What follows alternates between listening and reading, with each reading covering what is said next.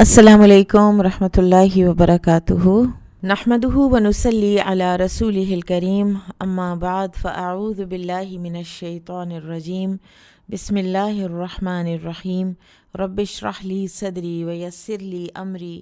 واحلل عقدۃ من لسانی یفقہوا قولی، رب زدنی علما، اللہم فقہنا فی الدین، اللہم انا نسألک ایمانا لا یرتد ونعیما لا ینفد ومرافقۃ محمد صلی اللہ علیہ وسلم فی اعلی جنت الخلد، آمین یا رب العالمین۔ سورۃ المنافقین، اور اس کو سورۃ المنافقون بھی لکھا جاتا ہے۔ باب قولہ اذا جاءک المنافقون قالوا نشہد انک لرسول اللہ، الآیہ۔ اللہ سبحانہ و تعالیٰ کا فرمان، جب آپ کے پاس منافق آتے ہیں تو کہتے ہیں ہم گواہی دیتے ہیں کہ بلا شبہ آپ یقیناً اللہ کے رسول ہیں۔ آیت مکمل اس طرح ہو رہی ہے، اور اللہ جانتا ہے کہ بلا شبہ آپ یقیناً اس کے رسول ہیں، اور اللہ گواہی دیتا ہے کہ بلا شبہ منافق سراسر جھوٹے ہیں۔ حالانکہ وہ قسمیں کھا کے گواہی دے رہے ہیں، لیکن اللہ تعالیٰ فرماتے ہیں کہ ہاں، بات جو وہ کہہ رہے ہیں وہ ٹھیک ہے، لیکن وہ اپنے دل سے جھوٹ بول رہے ہیں، وہ اس بات پر اپنے دل سے یقین نہیں رکھتے۔ علماء کہتے ہیں کہ منافق وہ ہوتا ہے کہ جو اپنے ظاہر میں خیر دکھائے اور اس کے باطن میں شر ہو، یہ عام معنی ہے، اور خصوصاً اصطلاحاً منافق اس کو کہا جاتا ہے کہ جو اپنے ظاہر میں اسلام دکھائے اور اس کے باطن میں کفر چھپا ہو۔ اور ہم سب جانتے ہیں کہ منافقین ابھرے تھے، مینیفیسٹ ہوئے تھے مدینہ میں غزوہ بدر کے بعد، جب رسول اللہ صلی اللہ علیہ وسلم نے اپنے دشمنوں کو قتل کیا۔ نبی صلی اللہ علیہ وسلم کو اللہ تعالیٰ نے وکٹری دی، بڑی کنونسنگ وکٹری دی، قریش کے بڑے بڑے سردار مارے گئے، تو تب یہ جو طلوع ہوا نفاق کا ستارہ۔ اور ایسے میں پھر اللہ سبحانہ و تعالیٰ نے لگاتار مدنی دور کی جو صورتیں ہیں ان میں ہم دیکھتے ہیں کہ ان کی ڈفرینٹ ان کی خصلتیں، ان کی حرکتیں، ان کی باتیں جو یہ چھپاتے ہیں، ان کے حوالے سے اللہ تعالیٰ نے آیات نازل کی ہیں لگاتار۔ سورہ التوبہ میں، سورہ النساء میں، سورہ البقرہ میں ان کی نشانیاں آئی ہیں، پھر اسی طرح سے سورۃ الحدید میں، سورۃ النور میں، سورۃ الاحزاب میں، اور یہ پوری کی پوری سورہ جو ہے یہ ان کی خصلتوں اور ایک پرٹیکولر واقعے کی بیک گراؤنڈ میں اس کو اللہ سبحانہ و تعالیٰ نے نازل کیا، اور یہ نازل ہوئی تھی غزوہ بنی المصطلق سے واپسی پر، جب ایک خاص واقعہ ہوا۔ عبداللہ بن ابی جو رئیس المنافقین تھا، سب سے بڑا منافق تھا، اس کے آگے سے اس کے بہت سے اس کے تھے فالوورز بھی تھے، اور یہ لوگ بڑے ہینڈسم اور بڑے اونچے لمبے اور ویل سپوکن اور معاشرے میں ایک مقام رکھنے والے، اور اسی طرح کس کے فالوورز بھی تھے، اور یہ اوپر سے انہوں نے غزوہ بدر کے بعد اسلام کا دعویٰ کیا، اور اندر سے یہ پکے کافر تھے۔ قال حدثنا عبداللہ بن رجاء قال حدثنا اسرائیل عن ابی اسحاق عن زید بن ارقم قال كنت في غزاة فسمعت عبداللہ بن ابی یقول، یہ راوی ہیں زید بن ارقم، یہ کہتے ہیں کہ میں نے ایک لڑائی کے موقع پر عبداللہ بن ابی کو یہ کہتے ہوئے سنا، لا تنفقوا علی من عند رسول اللہ، نہ خرچ کرو ان پر جو رسول اللہ صلی اللہ علیہ وسلم کے ساتھ ہیں، یعنی فقراء مہاجرین پر، حتی ینفدوا من حولہ، یہاں تک کہ وہ خود ہی ان کے پاس سے ادھر ادھر ہو جائیں، بکھر جائیں، ڈسپرس ہو جائیں۔ وَلَئِن رَجَعْنَا مِنْ عِنْدِهِ، اور پھر اس نے یہ بھی کہا وَلَئِن رَجَعْنَا مِنْ عِنْدِهِ، کہ اب ہم جب لوٹ کر جائیں گے یعنی واپس مدینہ، لَيُخْرِجَنَّ الْأَعَزُّ مِنْهَا الْأَذَلَّ، تو البتہ ضرور نکال دے گا عزت والا اس میں سے، یعنی مدینہ میں سے ذلت والے کو۔ فَذَكَرْتُ ذَلِكَ لِعَمِّي أَوْ لِعُمَرَ،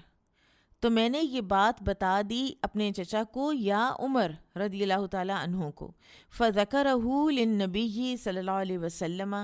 تو انہوں نے یہ باتیں نبی صلی اللہ علیہ وسلم کو بتا دیں۔ فدعانی، تو نبی صلی اللہ علیہ وسلم نے مجھے بلایا۔ فحدثتہ، تو میں نے آپ صلی اللہ علیہ وسلم کو بتا دیا جو میں نے سنا تھا۔ فارسل رسول اللہ صلی اللہ علیہ وسلم، تو بھیجا یعنی بلا بھیجا رسول اللہ صلی اللہ علیہ وسلم نے الی عبداللہ ابن ابی، عبداللہ بن ابی کو، و اصحابہ اور اس کے ساتھیوں کو، فحلفوا ما قالوا، تو انہوں نے حلف اٹھا لیا، قسم اٹھا لی کہ انہوں نے تو کچھ نہیں کہا، فکذبنی رسول اللہ صلی اللہ علیہ وسلم، تو جھوٹا سمجھا مجھے رسول اللہ صلی اللہ علیہ وسلم نے، وصدقہ اور سچا خیال کیا اسے، فاصابنی ہم، تو مجھے اتنا دکھ ہوا، لم یصبنی مثلہ قط، جتنا مجھے کبھی کسی بات پر نہیں ہوا تھا، فجلست فی البیت، تو میں اپنے گھر میں بیٹھ گیا، فقال لی امی، تو مجھ سے کہا میرے چچا نے، ما اردت الی ان کذبک رسول اللہ صلی اللہ علیہ وسلم ومقتک، تو نے یہ کیا کیا کہ رسول اللہ صلی اللہ علیہ وسلم تجھے جھوٹا کہیں اور تجھ پہ ناراض ہوں؟ فانزل اللہ تعالی، تو نازل کی اللہ تعالیٰ نے یہ صورت، اذا جاءک المنافقون فبعث الی النبی صلی اللہ علیہ وسلم، تو مجھے بلا بھیجا نبی صلی اللہ علیہ وسلم نے، فقرأ، تو یہ صورت تلاوت فرمائی، فقال، اور فرمایا، ان اللہ قد صدقک یا زید، کہ بے شک تجھے تیری تصدیق کر دی، تجھے سچا کر دیا اللہ نے اے زید۔ اور یہ جیسا کہ میں نے آپ کو بتایا کہ یہ غزوہ بنی المصطلق سے واپسی پر ہوا، جب عبداللہ بن ابی نے یہ بات کہی اور اللہ سبحانہ وتعالیٰ نے سورۃ المنافقون نازل کر دی، اور وہ جلا بھنا بیٹھا تھا، اور اس حالت میں جب وہ ایکسپوز ہو گیا تھا تو اس نے دیکھا کہ سیدہ عائشہ جو پیچھے رہ گئی تھیں، جس کا کہ ہم سورۃ النور میں سارا پڑھ آئے ہیں، وہ صفوان بن معطل رضی اللہ عنہ کے ساتھ تشریف لا رہی تھیں، تو اس نے وہ سلینڈر کا جو ظلم ہے وہ بھی اس نے ڈھا دیا۔ اب یہ ایک ہی حدیث ہے کہ جو بار بار امام بخاری لائے ہیں، اور مختلف جو واقعات ہیں اور مختلف جو کچھ اس کے اندر فوائد ہیں ان کو ثابت کرنے کے لیے۔ اب آپ دیکھیے کہ عبداللہ بن ابی سمجھتا تھا کہ اگر ہم خرچ نہیں کریں گے ان کے اوپر تو ان پر کوئی بھی خرچ نہیں کرے گا، تو اللہ سبحانہ وتعالیٰ نے فرمایا، وَلِلَّهِ خَزَائِنُ السَّمَاوَاتِ وَالْأَرْضِ وَلَٰكِنَّ الْمُنَافِقِينَ لَا يَفْقَهُونَ، اللہ کے لیے ہیں خزانے آسمانوں اور زمین کے، لیکن یہ منافق اس بات کی انڈرسٹینڈنگ ہی نہیں رکھتے، لا یفقہون، اس بات کی ڈیپتھ کو سمجھتے ہی نہیں ہیں، کیونکہ منافق یہ سمجھتا ہے کہ جو کچھ ہے بس اس کے ہاتھ میں ہے، اس کو اپنے زور بازو پر تو اعتماد ہوتا ہے، لیکن اس کو اللہ تعالیٰ پر کوئی بھروسہ نہیں ہوتا۔ آپ کو یاد ہوگا ہم نے پڑھی ہے یہ حدیث پہلے کہ عمر رضی اللہ تعالیٰ عنہ نے اس وقت فرمایا تھا، رسول اللہ صلی اللہ علیہ وسلم سے عرض کی تھی کہ مجھے اجازت دیں کہ میں اس منافق کو قتل کر دوں، تو آپ صلی اللہ علیہ وسلم نے فرمایا کہ میں نہیں چاہتا کہ یہ لوگ یہ کہیں کہ محمد صلی اللہ علیہ وسلم اپنے ساتھیوں کو قتل کرواتے ہیں۔ اور یہ جو آپ صلی اللہ علیہ وسلم کا حوصلہ اور ایک دور رس آپ صلی اللہ علیہ وسلم کی ویژن تھی، اس کا نتیجہ یہ نکلا کہ کچھ ہی عرصے کے بعد یہ ایکسپوز اتنا خود ہو گیا کہ کوئی بھی مدینہ میں اس کے ساتھ سلام لینے کے بھی روادار نہ رہا۔ بابن اتخذوا ایمانہم جنہ، انہوں نے اپنی قسموں کو ڈھال بنا رکھا ہے، یعنی اپنی قسموں کو بطور ڈھال پیش کرتے ہیں کہ کوئی بات کی اور قسم کھا کر مکر گیا تو قسم ایک ڈھال بن گئی، قسم کی وجہ سے اپنی عزت کو بچا لیا، اپنے مال و متاع کو محفوظ کر لیا۔ جب بھی کوئی ناشائستہ حرکت پکڑی گئی تو جھوٹی قسم کھا کر گرفت سے نکل آئے، مسلمانوں کی گرفت سے نکل آئے، لیکن بہرحال اللہ تعالیٰ کی گرفت سے تو نہیں نکل سکتے۔ اب اس ترجمۃ الباب کے لیے بھی وہی حدیث ہے جو ابھی ہم نے پڑھی۔ قال حدثنا آدم بن ابی ایاس قال حدثنا اسرائیل عن ابی اسحاق عن زید بن ارقم رضی اللہ عنہ قال كنت مع امی فسمعت عبد اللہ بن ابی بن سلول یقول، زید بن ارقم کہتے ہیں کہ میں اپنے چچا کے ساتھ تھا تو میں نے عبداللہ بن ابی کو یہ کہتے ہوئے سنا، لا تنفقوا علی من عند رسول اللہ حتی ینفضوا، جو لوگ رسول اللہ صلی اللہ علیہ وسلم کے پاس ہیں ان پر خرچ نہ کرو یہاں تک کہ یہ خود بکھر جائیں، ادھر ادھر ہو جائیں۔ وقال ایدن، اور اس نے یہ بھی کہا، لئن رجعنا الی المدینہ، اگر ہم لوٹے یا جب ہم لوٹے مدینہ، لیخرجن الاعز منها الاذل، تو جو عزت والا ہے وہ اس میں سے ذلت والے کو نکال باہر کرے گا۔ فذکرت ذلک لعمیجی، تو اس کا ذکر میں نے اپنے چچا سے کیا۔ فذکر عمی لرسول اللہ صلی اللہ علیہ وسلم، تو میرے چچا نے ذکر کیا رسول اللہ صلی اللہ علیہ وسلم سے اس بات کا۔ فارسل رسول اللہ صلی اللہ علیہ وسلم الی عبداللہ بن ابی و اصحابہ، تو رسول اللہ صلی اللہ علیہ وسلم نے عبداللہ بن ابی اور اس کے ساتھیوں کو بلا بھیجا۔ فحلفوا ما قالوا، تو انہوں نے تو حلف اٹھا دیا کہ ہم نے تو کوئی بات کی ہی نہیں۔ فصدقہم رسول اللہ صلی اللہ علیہ وسلم وکذبنی، تو رسول اللہ صلی اللہ علیہ وسلم نے اس کو سچ مانا اور میری بات کو جھوٹا خیال کیا۔ فاصابنی ہم لم یصبنی مثلہ،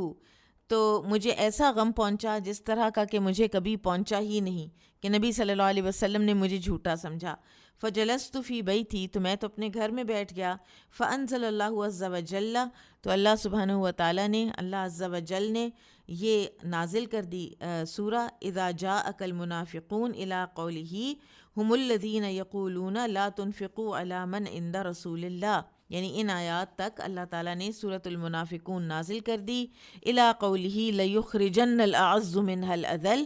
فارسل الی رسول اللہ صلی اللہ علیہ وسلم،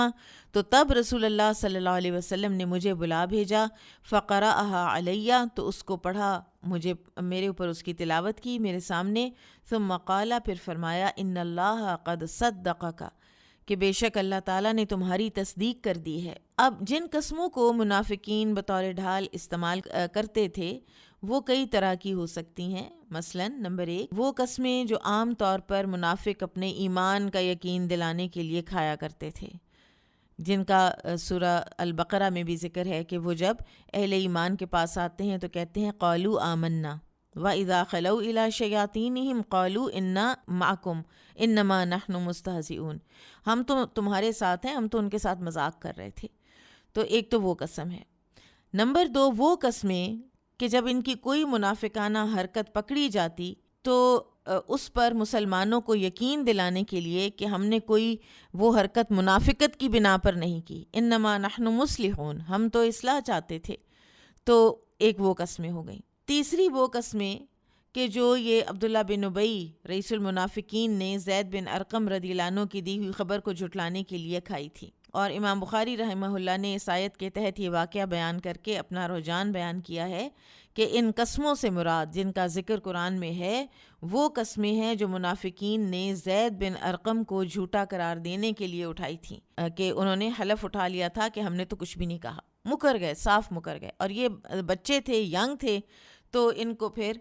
غم بھی ہوا، یہ اس سے آگے مزید بول بھی نہ سکے۔ ان کے چچا نے بھی ان کو کہا کہ تمہیں ضرورت کیا پڑی تھی، ایک تم نے اپنے کزن یعنی عبداللہ بن ابی کو تم نے ایک بیڈ لائٹ میں تم لے کے آئے اور اوپر سے تمہاری تصدیق بھی نہیں ہوئی، تو بیچارے بہت ہی دکھی اور غمگین ہو گئے، اتنے کہ کبھی دکھی اور غمگین اتنے ہوئے ہی نہ تھے، اور پھر اللہ سبحانہ و تعالیٰ نے ان کی تصدیق کی۔ باب قولہ ذالک بانہم آمنوا ثم کفروا فتبع علی قلوبہم فہم لا یفقہون، اللہ سبحانہ و تعالیٰ کا یہ فرمان، یہ اس لیے کہ وہ ایمان لائے پھر انہوں نے کفر کیا تو ان کے دلوں پر مہر لگا دی گئی، اب وہ کچھ نہیں سمجھتے۔ اب منافق اسلام تو لے آئے اور ایمان کا دعویٰ بھی کیا، مگر دل سے پکے کافر ہی رہے، ان کی ساری ہمدردیاں، ان کی ساری پلاننگ، ان کی ساری سرگوشیاں، رازداریاں کافروں کے ساتھ ہی تھیں، اور یہ عادت ان کی اتنی پختہ ہو گئی تھی، یہ دو رنگی، باہر سے اور اندر سے اور، اوپر سے مسلمان اندر سے کافر، اور پھر مسلمانوں کے لیے بری فیلنگز،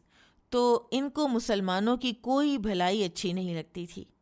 لہٰذا اللہ تعالیٰ نے ان کے دلوں پر مہر لگا دی، کیونکہ اللہ تعالیٰ کسی کو زبردستی ہدایت نہیں دیا کرتے۔ قال حدثنا آدم قال حدثنا شعبۃ عن الحکم سمعت محمد بن کعب القرظی قال سمعت زید بن ارقم رضی اللہ عنہ قال لما قال عبد الله بن ابی لا تنفقوا على من عند رسول الله وقال ایضا لئن رجعنا الى المدینة اخبرت به النبی صلی اللہ علیہ وسلم فلامنی الانصار۔ زید بن ارقم رضی اللہ عنہ کہتے ہیں کہ جب عبداللہ بن ابی نے کہا کہ ان لوگوں پر خرچ نہ کرو جو رسول اللہ صلی اللہ علیہ وسلم کے ساتھ ہیں، اور اس نے یہ بھی کہا کہ جب ہم مدینہ لوٹیں گے، اور آگے وہ ساری بات تو میں نے جا کر نبی صلی اللہ علیہ وسلم کو بتا دی، تو انصار نے مجھے ملامت کی، وحلف عبداللہ ابن ابی ما قال ذلک، اور ادھر اوپر مزید یہ ہوا کہ عبداللہ بن ابی نے قسم اٹھا لی کہ میں نے تو یہ بات کہی نہیں۔ فرجعت الی المنزل فنمت، تو میں اپنے گھر آ گیا اور میں سو گیا۔ فدعانی رسول اللہ صلی اللہ علیہ وسلم فاتیتہ، تو رسول اللہ صلی اللہ علیہ وسلم نے مجھے بلا بھیجا تو میں آپ کے پاس چلا گیا۔ فقال، تو آپ نے فرمایا، ان اللہ قد صدقک، بے شک اللہ تعالیٰ نے تجھے سچا کر دکھایا، تیری تصدیق کر دی۔ ونزل هم الذین یقولون لا تنفقوا، کہ یہی لوگ ہیں جو کہتے ہیں کہ نہ خرچ کرو ان لوگوں پر جو نبی صلی اللہ علیہ وسلم کے ساتھ ہیں۔ وقال ابن ابی زائدۃ عن الاعمش عن عمرو عن عبد الرحمن ابن ابی لیلى عن زید ابن ارقم عن النبی صلی اللہ علیہ وسلم۔ ابن ابی زائدہ نے اعمش سے بیان کیا، انہوں نے عمر سے، انہوں نے ابن ابی لیلہ سے، انہوں نے زید بن ارقم سے، اور انہوں نے نبی صلی اللہ علیہ وسلم سے بیان کیا۔ یہ ایک اور سند ہے جو لائے ہیں امام بخاری رحمہ اللہ۔ اس روایت میں ہے کہ انہوں نے خود جا کے رسول اللہ صلی اللہ علیہ وسلم کو بتایا تھا، جبکہ پچھلی روایات میں آتا ہے کہ انہوں نے اپنے چچا کو بتایا تھا۔ تو بہرحال ان میں کوئی تضاد نہیں ہے، کیونکہ ایسا معلوم ہوتا ہے کہ زید بن ارقم رضی اللہ عنہ نے پہلے واقعہ اپنے چچا کو بیان کیا ہے، پھر جب منافقین نے انکار کیا تو آپ صلی اللہ علیہ وسلم نے زید بن ارقم سے پوچھا، تو پھر انہوں نے آپ صلی اللہ علیہ وسلم کو حقیقت سے آگاہ کیا۔ تو اس سے ہمیں ایک بہت اہم بات پتہ چلتی ہے کہ نبی صلی اللہ علیہ وسلم غیب کا علم نہیں جانتے تھے، اور دلوں کا حال صرف اور صرف اللہ تعالیٰ ہی جانتا ہے۔ اور عبداللہ بن ابی کی جو قسمیں ہیں ان کو بھی نبی صلی اللہ علیہ وسلم نے سچ جانا۔ اور آپ دیکھیں کہ غالباً سورہ التوبہ میں آتا ہے نا کہ یہ اپنے نفاق میں اتنے طاق ہو گئے ہیں کہ تم پہچان ہی نہیں سکتے، اتنا ان کو اپنا اندر کا جو خبث سے باطن ہے وہ ان کو چھپانا آتا ہے، اور اوپر سے ایسے ہوتے ہیں کہ جیسے ان جیسا سنسیئر تو کوئی ہے ہی نہیں۔ تو لہٰذا رسول اللہ صلی اللہ علیہ وسلم نے اس کی باتوں کا یقین کر لیا، اور پھر اللہ تعالیٰ نے وحی کے ذریعے جب اس کے جھوٹ کا پول کھولا تو سیدنا زید بن ارقم رضی اللہ عنہ کی آپ صلی اللہ علیہ وسلم نے تصدیق فرمائی۔ باب وَإِذَا رَأَيْتَهُمْ تُعْجِبُكَ أَجْسَامُهُمْ وَإِن يَقُولُوا تَسْمَعْ لِقَوْلِهِمْ، اللہ سبحانہ وتعالیٰ کا فرمان، اور جب آپ انہیں دیکھیں تو ان کے جسم آپ کو خوشنما معلوم ہوں، اور اگر وہ بات کرتے ہیں تو آپ ان کی باتوں پر کان لگائیں، یعنی ان کو بڑی ظاہری حسن و جمال ٹیپ ٹاپ بڑی زیادہ ہوتی ہے، ان کو اپنے کپڑے، اپنے لباس، اپنا رکھ رکھاؤ اور اپنے سارے اپنا یعنی اپ کیپ اپنی باڈی کی بھی اور اپنے گھروں کی اور اپنی اٹھنا بیٹھنا بڑا مینرزم ہے، بڑی بولنے میں فصاحت و بلاغت ہے، لیکن یہ سب ظاہری حد تک ہے، اندر کچھ بھی نہیں ہے، ڈیپتھ ہے ہی نہیں، نہ کردار میں جو کچھ ہے وہ بیوٹی سکن ڈیپ ہے، بس اس سے نیچے کوئی چیز پینیٹریٹ نہیں ہوئی، گویا کہ وہ ایسے ہیں جیسے دیوار پر لگائی ہوئی لکڑیاں۔ آپ دیکھیں جیسے یہ وال فیچرز ہوتے ہیں نا، کتنے بڑے بڑے دیواروں کے اوپر لگے ہوئے، دیکھنے میں انتہائی خوبصورت، لیکن کسی کام کے نہیں ہیں، وہ کسی کام نہیں آتے۔ دیوار پہ لگا ہوا آئینہ ہو تو پھر وہ کسی کام آ جاتا ہے، گھڑی ہو، وال کلاک ہو، وہ پھر کسی کام آ جاتی ہے، لیکن کچھ تو یہ جو چیزیں ہوتی ہیں یہ سوائے اس کے کہ یہ دیکھنے والے کو تھوڑی دیر کے لیے ذرا خوبصورت لگ جائیں، اس کے علاوہ تو ان کا کوئی پرپز نہیں ہوتا۔ تو منافقین بالکل اسی طرح سے ہیں، بظاہر خوبصورت لیکن بالکل پرپز لیس۔ اور پھر یہ ہے کہ بزدل ہیں، ایک اور ان کی جو پول کھولا اللہ سبحانہ وتعالیٰ نے یہاں پر کہ اتنے جو کم ظرف بھی ہیں اور اتنے بزدل بھی ہیں کہ کہیں کوئی زوردار آواز سن لیں تو فوراً گھبرا اٹھتے ہیں کہ ہمارے خلاف کوئی کارروائی تو نہیں ہونے لگی، کوئی حملہ آور تو نہیں ہونے لگ گیا، ہمارا کوئی پول تو نہیں کھل گیا۔ بالکل اسی طرح جیسے کسی چور اور خائن کا دل اندر سے ہر وقت دھڑک رہا ہوتا ہے کہ میں کہیں پکڑا نہ جاؤں، ہر وقت یہ ڈرتے رہتے ہیں کہ کہیں ہم پکڑے نہ جائیں۔ قال حدثنا عمرو بن خالد قال زهير بن معاوية قال حدثنا أبو إسحاق قال سمعت زيد بن أرقم قال خرجنا مع النبي صلی اللہ علیہ وسلم في سفر۔ زید بن ثابت رضی اللہ عنہ کہتے ہیں کہ ہم نکلے رسول اللہ صلی اللہ علیہ وسلم کے ساتھ ایک سفر میں، اصاب الناس فیہ شدہ، جس میں لوگوں کو بہت شدت کا سامنا کرنا پڑا۔ فقال عبداللہ ابن ابی لاصحابہ، تو عبداللہ بن ابی نے اپنے ساتھیوں سے کہا لا تنفقوا علی من عند رسول اللہ حتی ینفدوا من حولہ وقال لئن رجعنا الی المدینۃ لیخرجن الاعز منها الاذل فأتیت النبی صلی اللہ علیہ وسلم فأخبرته فأرسل الی عبد اللہ بن ابی فسألہ فاجتہد یمینہ ما فعل۔ یہ پیچھے تو ایگزیکٹ وہی بات ہے، یہاں پر تھوڑے الفاظ فرق ہیں کہ اس نے بڑی قسمیں کھائیں، بار بار قسمیں کھائیں، یعنی اس نے بڑی جد و جہد کی، اس نے بڑی کوشش کی، اسٹرائیو کیا اپنی قسموں میں کہ اس نے یہ کام نہیں کیا، اس نے یہ نہیں کہا۔ قالوا کذب زید رسول اللہ صلی اللہ علیہ وسلم، تو لوگوں نے کہا کہ زید بن ارقم نے رسول اللہ صلی اللہ علیہ وسلم کے ساتھ جھوٹ بولا ہے۔ فوقع فی نفسی، تو مجھے ان باتوں سے اپنے دل میں بڑی تکلیف ہوئی، مما قالو، ان سے جو لوگوں نے کہا تھا، شدتن، شدید تکلیف، بہت مجھے دکھ ہوا، حتی انزل اللہ عز وجل تصدیقی فی اذا جاءک المنافقون فدعاہم النبی صلی اللہ علیہ وسلم لیستغفر لہم فلووا رؤوسہم۔ سبحان اللہ، یہاں تک کہ اللہ عز و جل نے نازل کر دی میری تصدیق میں یہ سورہ اذا جاءک المنافقون، تو نبی صلی اللہ علیہ وسلم نے ان منافقین کو بلا بھیجا تاکہ وہ ان کے لیے استغفار کریں، لیکن انہوں نے اپنے سر پھیر لیے، انہوں نے کہا کہ نہیں، ہمیں ضرورت نہیں ہے کہ ہم ادھر جائیں اور ان سے ہم اپنے لیے استغفار کروائیں۔ وَقَوْلُهُ خُشُبٌ مُسَنَّدَةٌ قَالَ کانو رجالن اجمل شیئن، اور اللہ سبحانہ وتعالیٰ کا یہ فرمان سہارے سے لگائی ہوئی لکڑیاں، اس کے معنی ہے وہ خوبصورت اور اچھے قد و قامت کے تھے۔ اور یہ سب لوگ، عبداللہ بن ابی بھی اور اس کے ساتھی بھی، بڑے صاحب حیثیت، بڑے شان و شوکت والے، بڑے رہن سہن والے، اور جب رسول اللہ صلی اللہ علیہ وسلم کی مجلس میں آتے تو دیواروں سے تکیہ لگا کر بیٹھ جاتے اور بڑی لچھے دار گفتگو کرتے، اور ان کے چہرے مہرے دیکھ کر، ان کی باتیں سن کر کوئی آدمی یہ گمان نہیں کر سکتا تھا کہ بستی کے یہ معززین اپنے کردار اور اخلاق میں کتنے گھٹیا ہو چکے ہیں، جیسا کہ اس صورت اور ان احادیث میں اس بات کی تصویر کشی کی گئی ہے۔ باب قولہ وَإِذَا قِيلَ لَهُمْ تَعَالَوْا يَسْتَغْفِرْ لَكُمْ رَسُولُ اللَّهِ لَوَّوْا رُؤُوسَهُمْ إِلَىٰ قَوْلِهِ مُسْتَكْبِرُونَ۔ اللہ سبحانہ وتعالیٰ کا یہ فرمان، اور جب انہیں کہا جائے کہ آؤ اللہ کے رسول تمہارے لیے مغفرت طلب کریں تو وہ اپنے سر جھٹک دیتے ہیں، اور آخر تک جہاں پر مستکبرون ہے یعنی ازراہ تکبر، وہ اپنے سر جھٹکتے ہیں، یعنی ہمیں نہیں ضرورت ان کے پاس جانے کی۔ حرکوا استہزؤوا بالنبی صلی اللہ علیہ وسلم ویقرؤوا بالتخفیف من لویت، اپنے سر ہنسی اور مذاق کے طور پر ہلانے لگتے ہیں، یعنی نبی صلی اللہ علیہ وسلم سے استہزاء کرتے ہیں۔ لوو کو واو کی تخفیف کے ساتھ بھی پڑھا گیا ہے، یعنی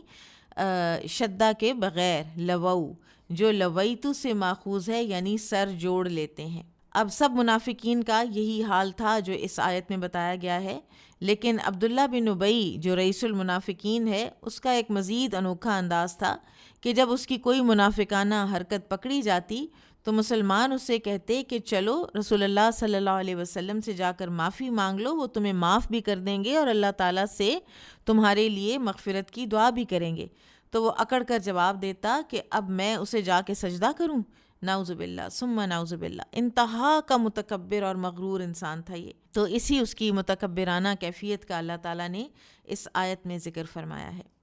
قال حدثنا عبید اللہ بن موسیٰ عن اسرائیل عن ابی اسحاق عن زید بن ارقم قال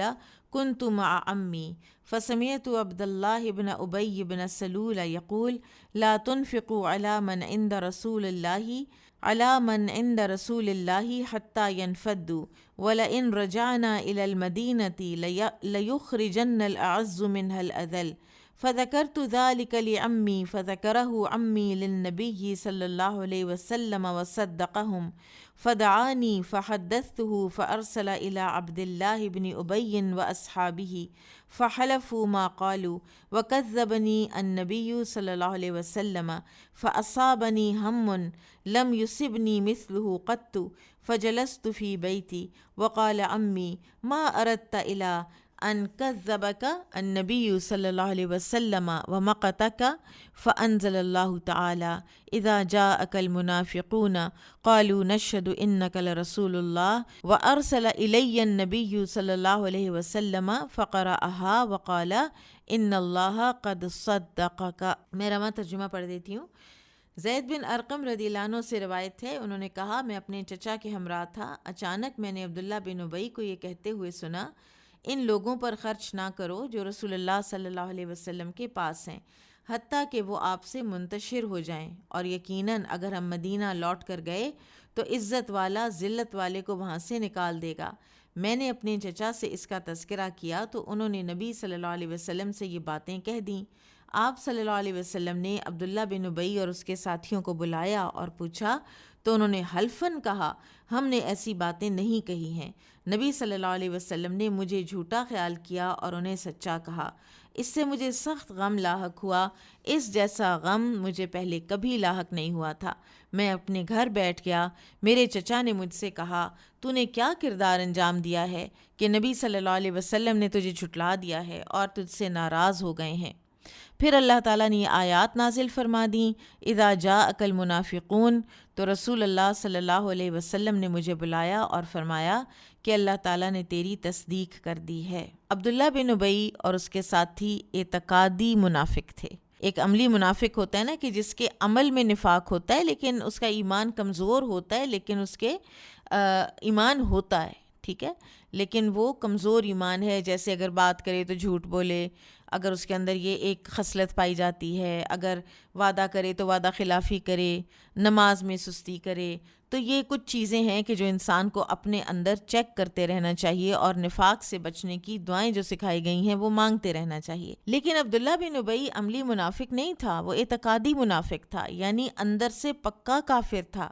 وہ ریورٹ ہوا ہی نہیں کبھی بھی، وہ صرف اور صرف دنیاوی فائدے کے لیے اور دنیا کو دکھانے کے لیے غزوہ بدر کے بعد مسلمانوں کی جو ایک اتنی ساکھ جو ہے وہ اللہ تعالیٰ نے بلند کی تھی، اس کی وجہ سے وہ اپیرنٹلی اس نے اپنے آپ کو مسلمان ظاہر کر دیا تھا۔ یہ جو اعتقادی منافق تھے نا، ان کی کچھ خصلتیں تھیں۔ نمبر 1، ان کو رسول اللہ صلی اللہ علیہ وسلم سے انتہائی بغض تھا۔ نمبر 2، وہ ان تعلیمات سے بھی خوش نہیں ہوتے تھے جو نبی صلی اللہ علیہ وسلم کی طرف سے آتی تھیں، جو اللہ تعالیٰ نبی صلی اللہ علیہ وسلم پر نازل فرماتے تھے، حالانکہ وہ اتنی پاکیزہ اور معاشرے کے لیے اتنی فائدہ مند تعلیمات تھیں، ان کو وہ بھی نہیں اچھی لگتی تھیں۔ پھر تیسری بات یہ کہ یہ دن رات رسول اللہ صلی اللہ علیہ وسلم کی تکذیب کرتے اور آپ کے خلاف سازشیں کرتے، آپ کی رسالت کی تکذیب بھی کرتے، اور اگلی بات یہ کہ ان تعلیمات کی بھی تکذیب کرتے جو نبی صلی اللہ علیہ وسلم لے کر آئے تھے۔ پھر یہ کہ دین اسلام کی مدد کو انتہائی ناپسند کرتے تھے، بہت ناپسند کرتے تھے کہ ہماری طرف سے دین کی کوئی خدمت ہو جائے۔ ایک پیسہ نہیں نکالتے تھے، کسی جگہ پہ موجود نہیں ہوتے تھے، کوئی اچھا مشورہ نہیں دیتے تھے، اور نمبر 6، دین اسلام کو نیچا دیکھنے میں خوشی محسوس کرتے تھے، اور ان لوگوں پر رسول اللہ صلی اللہ علیہ وسلم کے واعظ و نصیحت کا کوئی اثر نہیں ہوتا تھا۔ باب قولہ سواء علیہم استغفرت لہم،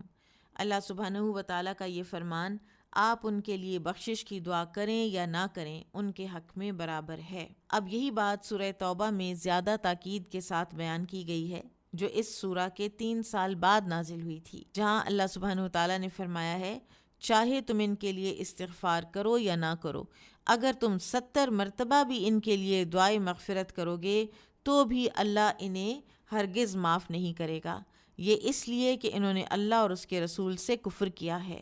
اور اللہ فاسق لوگوں کو ہدایت نہیں دیتا۔ اور سورہ توبہ میں تو اللہ سبحانہ و تعالیٰ نے ان منافقوں کی نماز جنازہ پڑھنے اور ان کی قبر پر کھڑے ہو کر دعا کرنے سے بھی منع فرمایا ہے۔ قال حدثنا علی قال حدثنا سفیان قال عمرو سمعت جابر بن عبد اللہ رضی اللہ عنہما قال كنا فی غزات قال سفیان مرۃ فی جیش، جابر بن عبداللہ سے روایت ہے، انہوں نے کہا کہ ہم ایک لڑائی پر گئے ہوئے تھے، فقصع رجل من المہاجرین رجلا من الانصار، تو لات ماری مہاجرین کے ایک آدمی نے انصار کے ایک آدمی کو، فقال الانصاری، تو انصاری نے پکارا یا للانصار، اے انصار دوڑو میری طرف آؤ، وقال المہاجری، تو مہاجر نے بھی پکارا، یا للمہاجرین،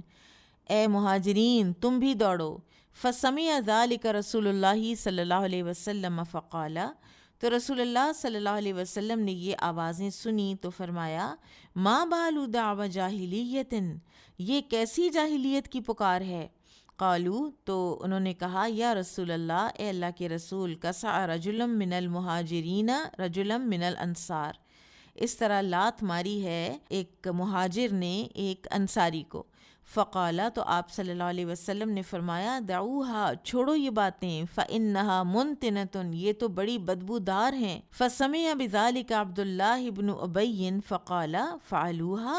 عبداللہ بن ابی نے جب یہ بات سنی تو کہنے لگا، انہوں نے یہ کیا ہے، یعنی ایک انصاری نے، ایک مہاجر نے ایک انصاری کو مارا ہے۔ اما واللہ لئن رجعنا الی المدینۃ لیخرجن الاعز منها الاذل، کہنے لگا، اللہ کی قسم، یقیناً اگر ہم لوٹ کر مدینہ پہنچے تو عزت والا ضرور ذلت والے کو وہاں سے باہر نکال دے گا۔ فبلغ النبی صلی اللہ علیہ وسلم، تو یہ بات نبی صلی اللہ علیہ وسلم تک پہنچی۔ فقام عمر، تو کھڑے ہوئے عمر، فقالا، تو عرض کی، یا رسول اللہ، اے اللہ کے رسول، دعنی اضرب عنق ھذا المنافق، مجھے اجازت دیجیے میں اس منافق کی گردن اڑا دوں۔ فقال النبی صلی اللہ علیہ وسلم، تو نبی صلی اللہ علیہ وسلم نے فرمایا، دعہو، چھوڑ دو اسے، لا یتحدث الناس ان محمدا یقتل اصحابہ، ایسا نہ ہو کہ لوگ کہیں کہ دیکھو محمد صلی اللہ علیہ وسلم اپنے ہی ساتھیوں کو قتل کرنے لگے ہیں۔ وکانت الانصار اکثر من المہاجرین، اور جب انصار جو ہیں یہ زیادہ تھے تعداد میں مہاجرین سے، ہی نہ قدم المدینہ، جس وقت مہاجر ہجرت کر کے مدینہ آئے تھے۔ ثم ان المہاجرین کثروا بعد، لیکن بعد میں مہاجرین کی تعداد بہت زیادہ ہوتی چلی گئی،